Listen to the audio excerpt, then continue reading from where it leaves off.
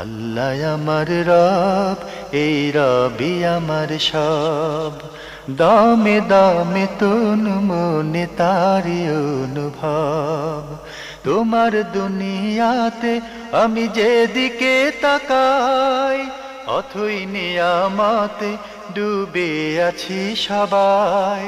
পাক পাখালির গানে শুনি তসবি কলরব, তসবি কলরব। আল্লাহ আমার রব, এই রবি আমার সব। আসসালামু আলাইকুম। আলহামদুলিল্লাহ, আসসালাতু ওয়াসসালামু আলা রাসূলিল্লাহ। প্রিয় দর্শক, আপনারা যারা দেশে আছেন প্রবাসে, সবাইকে জানাই অনেক অনেক প্রীতি ও শুভেচ্ছা। শুরু হলো এনটিভি আয়োজিত এবং ভীষণ নিবেদিত অনুষ্ঠান আপনার জিজ্ঞাসা। আপনাদের সাথে আছি আমি জয়নুল আবেদিন আজাদ, আর আপনাদের মনে জায়গা প্রশ্নের জিজ্ঞাসার জবাব দিচ্ছেন বিশিষ্ট আলেম ডক্টর মোহাম্মদ সাইফুল্লাহ। আসসালামু আলাইকুম ওয়া রাহমাতুল্লাহি ওয়া বারাকাতুহু। প্রিয় দর্শক, চলুন তাহলে জিজ্ঞাসার জগতে। শুরুতে একটি ইমেল পাঠিয়েছেন নাসিমা আক্তার। লিখেছেন, আল্লাহ আপনাদের সবাইকে উত্তম প্রতিদান দিন। এই অনুষ্ঠানের বিনিময়ে আমরাও আপনার জন্য দোয়া করছি।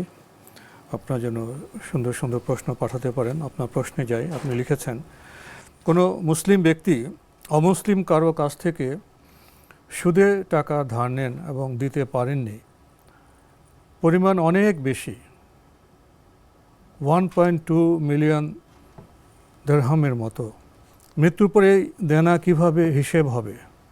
ওনার যে সম্পদ আছে তা দিয়ে অন্য আরও অনেক লোন পুরো শোধ হবে না। দয়া করে এখন করণীয় কি বলবেন? ওয়ারিশরা কি ওনার জন্য অমুসলিম হতে মাপ চাইতে পারবে? আর অমুসলিম আখেরাতে এর বিনিময়ে কি কিছু পাবে? ধন্যবাদ। তিনি প্রশ্ন করেছেন যে কোনো একজন মুসলিম ব্যক্তি অমুসলিম থেকে বিশাল অঙ্কের টাকা ঋণ করেছেন। এখন তার অর্থনৈতিক অবস্থা এমন যে ঋণ পরিশোধ করার মতো অবস্থা নেই। যে ঋণ করেছেন সে ঋণ পরিশোধ করতে পারবে না। এরপর কতগুলো প্রশ্ন জানতে চেয়েছেন। এক নম্বর হচ্ছে, তার মুসলিম পরিবারের সদস্য যারা আছে, যারা উত্তরাধিকারী আছে, তারা কি তার পক্ষ থেকে অমুসলিমের কাছে ক্ষমা চাইতে পারবে? হ্যাঁ, পারবে। অমুসলিম ব্যক্তির কাছে তারা যদি ক্ষমা চায়, ক্ষমা চাইতে পারবে। 2 নম্বর হচ্ছে, তার যে সম্পদ আছে সেই সম্পদ থেকে মানে অমুসলিমকে পরিপূর্ণ সম্পদ তাকে তার ঋণ হিসেবে আদায় করে দিতে হবে, কিন্তু যদি তার সাথে সমঝোতা করা যায় উত্তম। কারণ পরিপূর্ণ সম্পদ যদি দিয়ে দেওয়া হয় তাহলে যারা উত্তরাধিকারী আছে অথবা ওয়ারিশ আছে তাহলে তারা ফকির হয়ে যাবে, আর পরিপূর্ণ দেওয়ার পরও শোধ হবে না। হ্যাঁ, তারা কষ্ট পাবে। ফলে তাকে বলতে পারে যে তিনি যেই সম্পদ রেখে গেছেন এই সম্পদের পরিমাণ হচ্ছে এই, এখন আপনি যেটা ভালো মনে করেন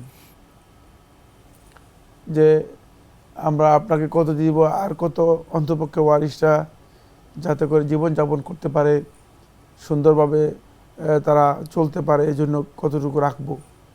যদি তিনি বলেন যে ঠিক আছে ওয়ারিশদের জন্য রেখে দাও কিছু, তাহলে রেখে দিতে পারেন। কিন্তু এই সম্পদে আসলে ইস্তেহকাক সাব্যস্ত হয়ে গেছে ওই ঋণদাতার, যে ঋণ দিয়েছে তার। এই সম্পদে পরিপূর্ণ ইস্তেহকাক অধিকার সাব্যস্ত হয়ে গেছে, সুতরাং ওয়ারিশদের অধিকার নাই। আলাপ করে সমঝোতা করে কিছু পেলে পাবেন। এখন আলাপ করে যদি ওয়ারিশরা তাদের জন্য কিছু অংশ বের করতে পারে, এটা ওয়ারিশদের পক্ষ থেকে একটা বলা যেতে পারে যে সুযোগ আর কি, এছাড়া আর কিছুই না। এরপরে যে বিষয়টি উল্লেখ করেছেন সেটা হচ্ছে অমুসলিম ব্যক্তি এর বিনিময়ে আখিরাতে কী পাবেন। ওই যে মুসলিম ব্যক্তি সমস্ত গুনাহ আখিরাতে এই মুসলিম ব্যক্তির উপর বর্তাবে এবং এই মুসলিম ওই সমস্ত গুনাহ নিয়ে জাহান্নামে যাবে। ওই লোকের সমস্ত শাস্তি পুরোটা নিয়ে জাহান্নামে যাবে। আর অমুসলিমও জান্নাত লাভ করতে পারবে না, যেহেতু ইসলাম গ্রহণ করে নেই। কিন্তু তার গুনাহ যা আছে সবগুলো এই ব্যক্তি বহন করবে, যদি ওই ব্যক্তি ক্ষমা না করেন। যদি ওই ব্যক্তি ক্ষমা না করেন। জি, খুবই গুরুত্বপূর্ণ বিষয়ে আমরা অবগত হলাম। প্রিয় দর্শক, আরও একটি ইমেল পাঠিয়েছেন আব্দুর রহমান, লিখেছেন কোরআনের সবচেয়ে মহত্বপূর্ণ সূরা কোনটি? কোরআনে কারীমের যত সূরা আছে সবগুলো সূরার মধ্যেই আসলে মহত্ব, বর্ত, শ্রেষ্ঠত্ব রয়েছে। কিন্তু রাসূলুল্লাহ সাল্লাল্লাহু আলাইহি ওয়াসাল্লাম সহিহ বুখারীর হাদিসের মধ্যে উল্লেখ করেছেন যে আ'যামু সূরাতিন ফিল কোরআনিল কারীম, কোরআনে কারীমের মধ্যে সর্ব মহত্ব এবং শ্রেষ্ঠত্বপূর্ণ সূরা হচ্ছে সূরাতুল ফাতিহা। লিখেছেন কোন দোয়া পাঠ করলে জান্নাতের 8টি দরজা খুলে দেওয়া হয়? জান্নাতে 8টি দরজা খুলে দেওয়া হয় তাকে উযু করার পরে কেউ শাহাদাতাইন পড়ে, যদি আশহাদু আল্লা ইলাহা ইল্লাল্লাহ ওয়া আশহাদু আন্না মুহাম্মাদান, আশহাদু আল্লা ইলাহা ইল্লাল্লাহ ওয়াহদাহু লা শারীকা লাহ, এখানে ওয়াহদাহু লা শারীকা লাহ যুক্ত হবে, ওয়া আশহাদু আন্না মুহাম্মাদান আবদুল্লাহি অথবা আবদুহু ওয়া রাসূলুহু, এটা যদি পড়ে তাহলে জান্নাতের 8টি দরজা খুলে দেওয়া হয় তার জন্য। জি, হুজুর পরে এই শাহাদাতাইন পড়লে জি। অনেকে আবার বলে আকাশের দিকে আঙ্গুলি নির্দেশ না, করতে হবে। আকাশের দিকে আঙ্গুলি নির্দেশ করা হাদিসটি দাঈফ। লিখেছেন সারা বছর রোজা রাখার সমান কোন আমলে? সারা বছর রোজা রাখার আমল কোন আমলে? সেটা হচ্ছে প্রত্যেক মাসের 3 দিন সিয়াম পালন করার মাধ্যমে, প্রত্যেক মাসে 3 দিন সিয়াম পালন করার মাধ্যমে। জি। মুফাররিদ বলতে কাদেরকে বোঝানো হয়েছে? জি, মুফাররিদ বলতে কাদেরকে বোঝানো হয়েছে? মুফাররিদ বলতে বোঝানো হয়েছে ওই সমস্ত ব্যক্তিরা আয-যাকিরিন আল্লাহ কাসীরান ওয়া যাকিরাত, যারা অধিক পরিমাণে আল্লাহ রাব্বুল আলামিন জিকির করে এবং আল্লাহর জিকির করতে করতে মানে তারা আল্লাহর জিকিরে এমনভাবে নিজেরা মানে সম্পৃক্ত হয়ে গেছে যে মনে হচ্ছে যেন তারা আল্লাহ রাব্বুল আলামিনের জিকিরের ক্ষেত্রে একমাত্র ইউফরিদু যিকরাল্লাহি আযজা ওয়া জাল্লা, একমাত্র এককভাবে আল্লাহর জিকিরটাকেই নিজেদের আমল হিসেবে গ্রহণ করে নিয়েছে, এই কারণে তাদেরকে মুফাররিদ বলা হয়। জি। শেষে লিখেছেন রাস্তার হক কি? রাস্তার হক হচ্ছে রাস্তায় বসবেন, রাস্তায় হক রাস্তায় না বসা, এটা হলো রাস্তার বিধান। ইয়াকুম ওয়াল জুলুস ফি তুরুকাত, রাসূলুল্লাহ সাল্লাল্লাহু আলাইহি ওয়াসাল্লাম হাদিসের মধ্যে ইরশাদ করেছেন যে ইয়াকুম ওয়াল জুলুস ফি তুরুকাত, তোমরা সাবধান হও, সতর্ক হও, রাস্তায় বসবে না। তখন সাহাবায়ে কেরাম বলছে ইয়া রাসূলুল্লাহ, আমাদের তো বসার জায়গা নেই, লাইসা লানা মাজলিসুন ইল্লা জুলুসা ফি তুরুকাত, আমাদের তো মজলিস নেই, মজলিস আছে আমরা রাস্তায় বসলেই আমরা সুযোগ পাই, অন্য কোনো মানে আমাদের তেমন জায়গা নেই, জায়গার অভাব। ক্বালা ফাইন আবাইতুম, রাসূলুল্লাহ সাল্লাল্লাহু আলাইহি ওয়াসাল্লাম বলেন যদি তোমরা এর কোনো পথ না পাও, যদি এখানে অপারগ হও, এটা যদি করতে না পারো, রাস্তার বসা থেকে যদিও পারগ হও, তাহলে ফাআলাইকুম বিহাক্কিত তারিক, তোমরা রাস্তার হক আদায় করবে। রাস্তার হক কি? ক্বালু ইয়া রাসূলুল্লাহ ওয়া মা হাক্কুত তারিক, রাস্তার হক কি? বলো যে গাদ্দুল বাসার, দৃষ্টিকে কি করবে? সংযত রাখবে, রাস্তার পাশে বসবে, রাস্তা বন্ধ করে বসবে না।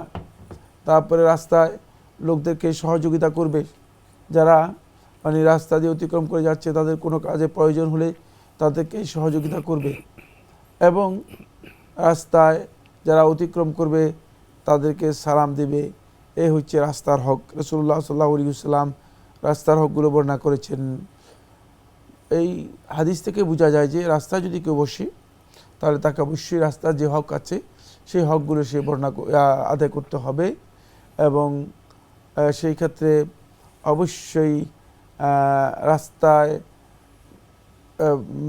অতিক্রম করার সময় লোকদেরকে যাতে বাধাগ্রস্ত হয় এমনভাবে বসবে না, তাদের কষ্ট দেওয়া যাবে না, এবং চোখ অবশ্যই অবনত ও সংযত রাখবে।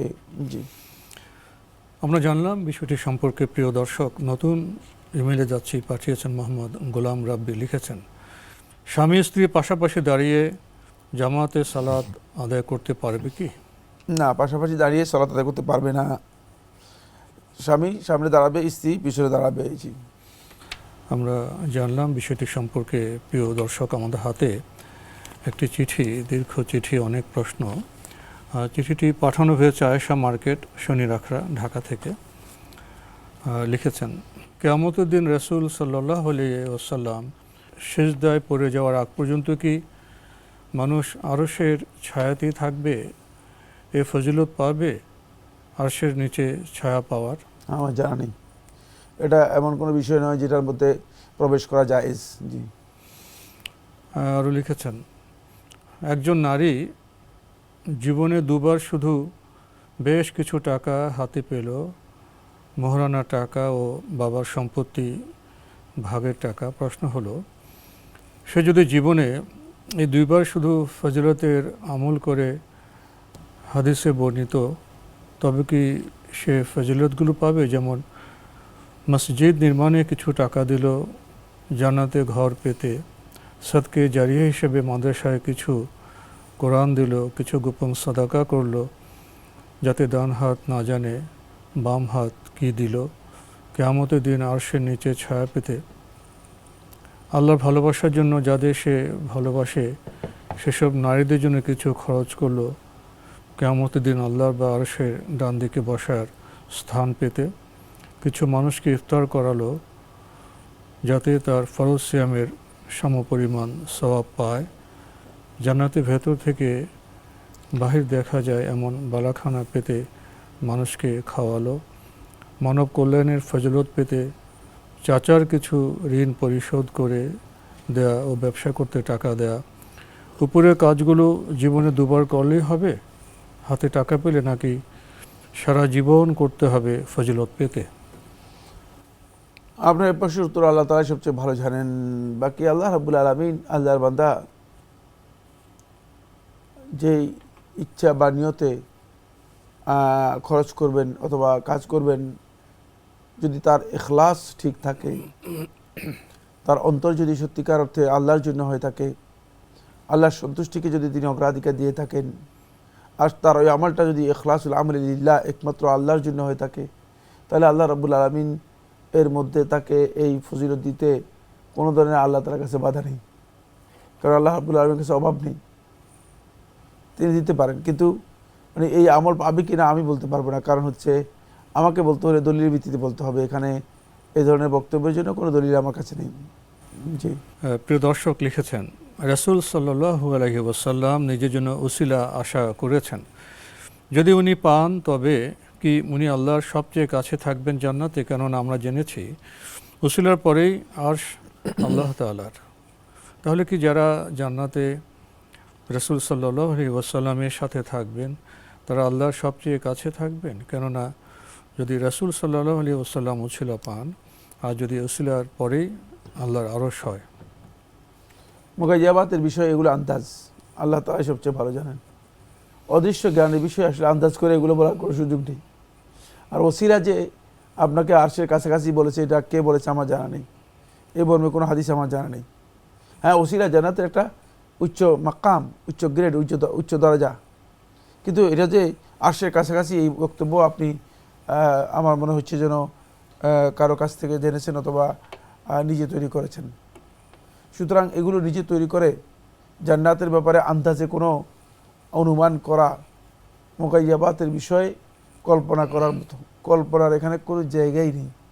জান্নাতটা বিশাল আল্লাহ তাআলার বিষয়, যে জান্নাতটা কত বিশাল, যে আল্লাহ সুবহানাহু ওয়া তাআলা 7 আসমান এবং 7 জমিন এবং এই বিশাল মাখলুকাত আছে, যে এই মাখলুকাত থেকে সম্পূর্ণ আলাদা রেখেছেন। মানে জান্নাত থেকে মাখলুকাত এত ক্ষুদ্র, এত ক্ষুদ্র যে মাখলুকাতের কোথাও মানে জান্নাতের রাখার মতো জায়গা নেই। সুতরাং আল্লাহ সুবহানাহু ওয়া তাআলা এই জন্য মাখলুকাতের বাহিরে, মাখলুকাত থেকে অনেক ঊর্ধ্বে বাহিরে আল্লাহ সুবহানাহু ওয়া তাআলা জান্নাতকে রেখেছেন। সুতরাং আপনি কেন এটা নিয়ে এত মানে কল্পনার জগতে যাচ্ছেন? কোন দরকার নেই। আরে মাখলুকাত আমার সবচেয়ে ক্ষুদ্র সৃষ্টি, আমরা এগুলো নিয়ে ভাবি কি করব? ক্ষুদ্র বলতে আপনি যদি চিন্তা করেন, মানে যেখানে আল্লাহ রাসূল সাল্লাল্লাহু আলাইহি ওয়াসাল্লাম গোটা পৃথিবীটাকে আল্লাহ রাসূল সাল্লাল্লাহু আলাইহি ওয়াসাল্লাম বলেছে যে একটা মাছির একটা ডানার সমানও না, এর চেয়ে কম। মানে আল্লাহ তাআলা মাখলুকাতের সাথে রাসূলুল্লাহ সাল্লাল্লাহু আলাইহি ওয়াসাল্লাম একটা আন্দাজ দিয়েছেন বোঝার জন্য। যদি গোটা পৃথিবীটা একটা মাছির একটা ডানা আছে, এর চেয়ে যদি ছোট হয়ে থাকে, তাহলে আমি আপনি কোন পর্যায়ের, এখানে কোন আমার অস্তিত্ব কোন জায়গায়? আমাদের তো কোনো খবরই নেই এগুলো এই। সুতরাং এই বিষয়গুলো নিয়ে আসলে এইভাবে যেভাবে আপনি মানে প্রবেশ করার জন্য চেষ্টা করতেছেন, যেভাবে অনুমান আন্দাজ করার জন্য চেষ্টা করতেছেন এবং এই প্রশ্নগুলো সব বায়বীয় প্রশ্ন করা শুরু করেছেন, সেগুলো এখানে মোটেও চায় না। আরও গায়েবের বিষয়, তো গায়েবের বিষয়ে আমি কোত্থেকে বলবো? আমার তো বলার কোনো অধিকার নেই। আমি একটা শব্দ বলার অধিকার রাখি না। আমরা জানলাম বিষয়টি সম্পর্কে। প্রিয় দর্শক আরও লিখেছেন, যারা সুন্দর করে কোরআন তেলাওয়াত করে তারা কি নেককার ফেরেশতাদের অন্তর্ভুক্ত নাকি অন্তর্ভুক্ত হবে? এ ধরনের কোনো ফজিলত আছে কি সহিহ হাদিসে? না, অন্তর্ভুক্ত হবে না, তাদের সাথে থাকবে। তাদের মর্যাদা হচ্ছে তারা ওই গ্রেড পাবে, আল মাহিরু বিল কুরআনি মা'a সাফারাতিল কিরামিল বারারা, যে কোরআন তেলাওয়াতের ক্ষেত্রে মাহের হবে। কিন্তু মাহের বলতে যে ব্যক্তি মানে কোরআন তেলাওয়াত করার জন্য বিভিন্ন ধরনের মানে সুর, তারপরে অন্তরা এবং অন্যান্য কিছু ব্যবহার করে, তাকে বোঝানো হয়নি। মাহেরটা আসলে কোরআন তেলাওয়াতের ওই দিকটাকে বোঝানো হয়নি। কোরআন তেলাওয়াতের মাহারতের দিকটা হচ্ছে কোরআনকে আল্লাহ রাসূল সাল্লাল্লাহু আলাইহি ওয়াসাল্লাম যেভাবে তেলাওয়াত করেছেন ঠিক সেভাবেই তেলাওয়াত করবে এবং কোরআনকে উপলব্ধি করবে। যে কারিয়ানা যে নিত্য নতুন ঢং সেটা নয় এখানে। না, এটা নয়। এবং কোরআনকে উপলব্ধি করবে, কোরআনকে উপলব্ধি করবে, বুঝতে হবে। যদি এমন হয়ে থাকে তাহলে মা'আস সাফারাতিল কিরামিল বারারা, তাহলে তারা ওই সমস্ত ফেরেশতাদের সাথে সাথী হবে, অন্তর্ভুক্ত হবে, সাথী হবে যারা সম্মানিত মর্যাদাপূর্ণ পুণ্যবান। জি। শেষে আপনি লিখেছেন, নিজের উপর পরিপূর্ণ ইনসাফ করার সহজ কিছু মূলনীতি বলবেন? নিজের উপর ইনসাফ করার কাজটি সহজ নয়, অনেক কঠিন। কারণ ওই ব্যক্তি নিজের উপর ইনসাফ করতে পারবে যে ব্যক্তি মানে যখন কথা বলবে তখন আদল করবে, জাস্টিস করবে, যখন কাজ করবে জাস্টিস করবে, যখন কারোর সাথে কোনো লেনদেন করবে জাস্টিস করবে। অর্থাৎ জাস্টিস যে ব্যক্তি তার ব্যক্তিগত অভ্যাসে পরিণত করবে, সে ব্যক্তি কেবল নিজের উপর ইনসাফ করতে পারবে। 2 নম্বর হচ্ছে নিজের উপর ইনসাফ করতে পারবে যে ব্যক্তি গুনাহ থেকে নিজেকে রক্ষা করতে পারবে। যিনি গুনাহ থেকে নিজেকে রক্ষা করতে পারবেন না, তিনি নিজের উপর ইনসাফ করতে পারবেন না, নিজেকে গুনাহ থেকে রক্ষা করতে। 3 নম্বর হচ্ছে যে ব্যক্তি তার অন্তরটাকে একেবারে ঝাড়ু দিয়ে 4টা রোগ থেকে পরিষ্কার করে ফেলছে। এটাকে রাসূলুল্লাহ মাহমুমুল কালব বলেছেন হাদিসের মধ্যে। সুনান ইবনে মাজাহ হাদিসের মধ্যে এসেছে, আব্দুল্লাহ ইবনে আমর আস রাদিয়াল্লাহু বর্ণিত হাদিসের মধ্যে, যে মাহমুমুল কালব হবে সেই মূলত নিজের উপর জাস্টিস করতে পারবে, নিজের উপর ইনসাফ করতে পারবে। মানে একেবারে অন্তরটাকে 4টি জিনিস থেকে পরিপূর্ণরূপে পরিচ্ছন্ন করতে পারবে। 1 নম্বর হচ্ছে লা হাসাদ, হিংসা, ওয়ালা গিল, বিদ্বেষ, ওয়ালা বাগি, জুলুম, তারপরে ওয়ালা ইসম, কোনো গুনার ইন্টেনশন। এই 3টি জিনিস থেকে যদি কেউ নিজের অন্তরটাকে পরিচ্ছন্ন করে তাহলে সে ব্যক্তি নিজের উপর সত্যিকারভাবে ইনসাফ করতে পারবে। খুবই গুরুত্বপূর্ণ বিষয়ে আমরা অবগত হলাম। প্রিয় দর্শক, একটি ইমেল পাঠিয়েছেন যিনি নাম প্রকাশ করতে চাচ্ছেন না। ওনার প্রশ্নটি হলো, জাকাতের অর্থ দিয়ে মসজিদের টয়লেট কি তৈরি করা যায়? না, জাকাতের অর্থ দিয়ে মসজিদের টয়লেট অথবা মসজিদে উজুখানা ইত্যাদি তৈরি করা জায়েজ নেই। যদি কেউ করে জাকাত আদায় হবে না। জি। আমরা জানলাম বিষয়টি সম্পর্কে। প্রিয় দর্শক, আরও একটি ইমেল পাঠিয়েছেন আফরোজা খাতুন সাভার, ঢাকা থেকে লিখেছেন, আমার স্বামী মারা গেছে, কি আমল করলে আমার 2 মেয়ে নিয়ে তার সাথে থাকতে পারবো? ছোট মেয়ের বয়স 11 বছর, একটু বুঝিয়ে বলবেন। আমার স্বামী খুব নরম ও ভালো মানুষ ছিলেন, পৃথিবীর সবচেয়ে ভালো মানুষ সে আমার কাছে, তাকে ছাড়া আমি খুব অসহায়, আমার অনেক কষ্ট হয় তার জন্য। শুনেছি সড়ক দুর্ঘটনায় মারা গেলে নাকি শহীদি মৃত্যু হয়, একটু বুঝিয়ে বলবেন। আপনি অধিক পরিমাণে দোয়া করবেন তার জন্য, তার জন্য অধিক পরিমাণে দোয়া করবেন। আর আপনি অবশ্যই নেক আমলগুলো যেগুলো করা দরকার, ফরজ আমলগুলো নষ্ট করবেন না। তাহলে আপনি হয়তো আল্লাহ তাআলার মেহেরবানিতে পরকালেও আপনি ইচ্ছা করলে তার সাথে থাকতে পারবেন। কিন্তু শর্ত হচ্ছে অবশ্যই ফরজ যে আমলগুলো আছে সেগুলো কোনো অবস্থায় বর্জন করবেন না। বাকি তার জন্য অধিক পরিমাণে দোয়া করবেন, আল্লাহ তাআলার কাছে অধিক পরিমাণে দোয়া করবেন। আপনার সন্তানরা তার জন্য যেন অধিক পরিমাণে দোয়া করে। আর সন্তানদের কাজ হচ্ছে পিতামাতার জন্য বেশি পরিমাণে দোয়া করা। সম্ভব হলে আপনারা তার পক্ষ থেকে সদকাও করতে পারেন, সদকা জারিয়া করতে পারেন, আর অন্যান্য আমল করতে পারেন। তবে দোয়া করাটা এই জন্য বলেছি যে যেহেতু দোয়া করাটা সামর্থ্যের সাথে জড়িত নয়, দোয়া করাটা ইচ্ছার সাথে জড়িত। ইচ্ছার সাথে জড়িত। দোয়ার জন্য কোনো অর্থের প্রয়োজন হয় না, আর দোয়ার জন্য কোনো জায়গায়ও যেতে হয় না, মানে দোয়ার জন্য কোনো তাকালিফ নেই, কোনো ধরনের কি নেই, কাঠিন্য এর নেই, জন্য কোনো কষ্ট কোনো নেই। ধরনের কাঠিন্য নেই, কঠিন কিছু নেই। সুতরাং এই কারণে দোয়াটা বেশি ইম্পর্টেন্ট। কিন্তু দোয়াটাকে অনেকে মনে করে যে দোয়া বেশি গুরুত্বপূর্ণ না, দোয়া আসলে বেশি গুরুত্বপূর্ণ। এই জন্য সহজ করা হয়েছে। সুতরাং আপনি অধিক পরিমাণে দোয়া করবেন, এটা হলো প্রথম কথা। তারপরে ফরজ যে সমস্ত আমলগুলো আছে সেগুলো বর্জন করবেন না, তাহলে হয়তো হতে পারে যে আপনি আপনার স্বামীর সাথে সাক্ষাৎ করতে পারবেন না। আমরা একবার শেষের দিকে তবু দুইটি গুরুত্বপূর্ণ বিষয়। বর্তমান অবস্থায় তিনি নিজেকে খুব অসহায় মনে করছেন এবং অনেক কষ্ট পাচ্ছেন, এটা কি তার জন্য ঠিক হচ্ছে? আপনি সবর করেন, সবর করেন, সবরের মাধ্যমে আল্লাহ রাব্বুল আলামিনের কাছে সাহায্য প্রার্থনা করেন, আল্লাহর উপর অধিক পরিমাণে তাওয়াক্কুল করেন, তাওয়াক্কুলটাকে বৃদ্ধি করেন, তাহলে দেখবেন যে আল্লাহ সুবহানাহু ওয়া তাআলা আপনার জন্য হয়তো সহজ করে দেবে। এবং এক্ষেত্রে যদি ধৈর্য ধারণ করতে পারেন তাহলে আপনার জন্য ধৈর্যের যেই সুসংবাদ আছে সেটা আপনার জন্য আছে। অবশ্যই সাবিরিন, অবশ্যই সাবিরিন, আল্লাহ তাআলা বলেছেন যে ধৈর্যশীল দিলকে আপনি সুসংবাদ দান করুন। সুতরাং সেখানে আপনি সুসংবাদ পাবেন, এটাই হলো কথা। আমাদের শেষ করতে হবে, যদি বলতেন সড়ক দুর্ঘটনা মারা গেলে কি শহীদে মৃত্যু হয়? শহীদের মৃত্যু নয়, কিন্তু যদি দোয়া আমরা আল্লাহ তাআলার কাছে দোয়া করতে পারি, সড়ক দুর্ঘটনা মারা গেলে তাকে আল্লাহ তাআলা যদি শাহাদাতের মর্যাদা দেন, দিতে পারেন, দোয়া করতে পারেন, কিন্তু এটা শহীদি মৃত্যু নয়। তো আজকে আমাদের এখানে শেষ করতে হচ্ছে। আপনাকে অনেক ধন্যবাদ। আপনাকে অনেক ধন্যবাদ। প্রিয় দর্শক, আমরা দেখছিলাম এনটিভি আয়োজিত এবং ভীষণ নিবেদিত অনুষ্ঠান আপনার জিজ্ঞাসা। আমাদের অনুষ্ঠান আপনারা এনটিভি অনলাইনেও দেখতে পারবেন, ভিজিট করুন www.ntv.com। এছাড়া ইউটিউবে এবং আমাদের ভেরিফাইড ফেসবুক পেজে অনুষ্ঠান দেখতে পারবেন।